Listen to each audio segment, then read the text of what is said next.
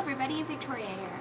Now it's been a really long time since I've done a vlog, but I decided, you know what, last year I was talking about how much I wanted to get back into vlogging, and why not this year I actually do it.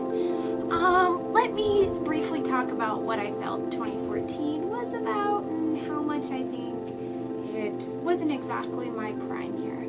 2014, I felt like for the most part, I kind of lost sight of who I was. I lost sight of a lot of things because I was so consumed and lost in the money struggle. Now we all kind of know what that means and we all kind of know what that is. That's like I got bills to pay, I live in this beautiful home, I need to build my house to be this beautiful thing that I want it to be, and in that I kind of denied a lot of my own personal pleasures and things that I enjoy and love. So this year I decided, well, Dungy means a lot to me. Doing this work means a lot to me. So my goal for 2015 is to get out of the startup stage in Dungy. We've been showing growth last year, but this year I want that growth to just explode. And how will I do that? Well, I think by getting myself out there more and not being afraid to tell people really like, listen, I'm a great photographer, I'm a great videographer, and I know my stuff. So you should hire me because I'm 100% confident in my work. And to be honest, last year at the beginning of January, I was probably 68% confident. That's a really specific number. But I wasn't 100% confident. But at the end of the year, I became that 100% confident because I constantly continued working on my own skill set. So now that I have that confidence and I know that I know my work really well, I'm ready to dominate this year. Another thing that I felt like I got lost last year was my adventurous spirit. I like to do things last minute, show up at my friend's door unexpected, call up somebody and be like, hey, do you want to go out and go to this random place right now? Yeah, maybe 2 in the morning, but let's do it. We're crazy and we're young and it's fun. And last year I just didn't do much of that. And because I didn't really be spontaneous like I usually am, I kind of got a little depressed. I didn't really explore my area that often. I really didn't have that much fun. I did a lot of work last year. I finished up grad school last year. I was, getting Dungy out of the dreaming states, so to speak. I was helping create conferences and I'm being really adult-like in the process. I kind of lost some of my adventure and sparkle. And I felt like, well, who is this person Victoria me is becoming? Do I like that person? This year, I plan on being more adventurous, exploring my neighborhood and my community. I live in the mountains, it's beautiful and wonderful here. Also being more confident in what I wear and how I choose to present myself. And letting my inner being shine. Why was I not doing that before? I don't know. I think I got too lost in the fact that I was getting my master's in philosophy. And, if you've read any philosophical text or gone into any type of philosophy program, there's a part of the process in which you dismantle every fiber of your being in hopes to rebuild into something else. And I felt this way earlier on, I think during my bachelor's, where college was just this journey to get back to who I was originally. I explored and experimented and did all these different things, only to realize that I was pretty awesome before.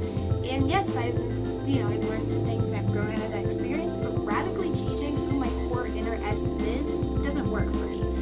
Because I like who I am, and I like my flawness, and I like how nice I am to people, and also I like how I'm kind of judgmental, and that is fine, because I'm nicely judgmental. It comes with the package. I'm a snake in a leaf. Something similar happened in graduate school.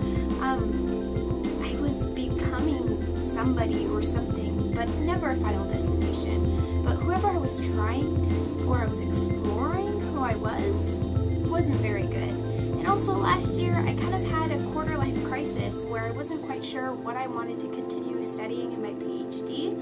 And because of this pressure that I felt with my student loans, which is an issue, the fact that I have to really weigh out the potential cost of education to my potential dreams and whether or not it's financially lucrative is a big problem, I think, in American society at a large, but also it's a realistic problem. So I was like, do I want to continue studying digital life? Do I want to continue studying video games? What do I want to study? And what I realized is really what my master was about, the gamer girl identity, the bigger picture is fan communities and fan life and online activities. But I'm also really, really passionate about environmentalism, and I'm really passionate about community organizing and community activism and establishing and building and being part of a community. So with that being said, I mean, I have to wait another year now until the fall, but all is not lost. I have finally realized that I want to continue studying digital life and digital communities, and specifically the really generative and positive power I think that fan communities have that are often overlooked because it is pop culture, it's considered low culture. But what I'm interested in is how can fan communities, things like the Evil Eagle Get Healthy Challenge, for instance, act as a vehicle for social change, both for personal positive change and a community level on top of that.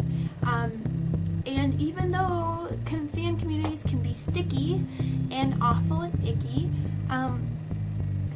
I don't necessarily think that because of those flaws, they are hopeless. If anything, it's like life, right? Life is complicated and weird. So I'm glad I finally found that out. I mean, a little late. I wish I kind of figured that one out around September, August time, but you know what? Life is weird like that. I'm 25. I'm not that old. My life isn't over. Age is just a silly hang-up I get hung up on or whatever. But yeah, so this year, applying to my PhD. Thank goodness I know what I want to study.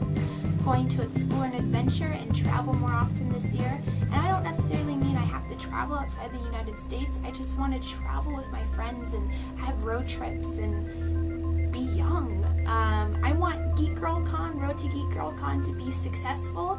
And what success means is up to me and Danny and nobody else. And I want to have my spontaneous drive back. And also at the end of 2015, I want to finally get my Jeep. My own car, my own force, my own wheels, so to speak. And I think I can do that.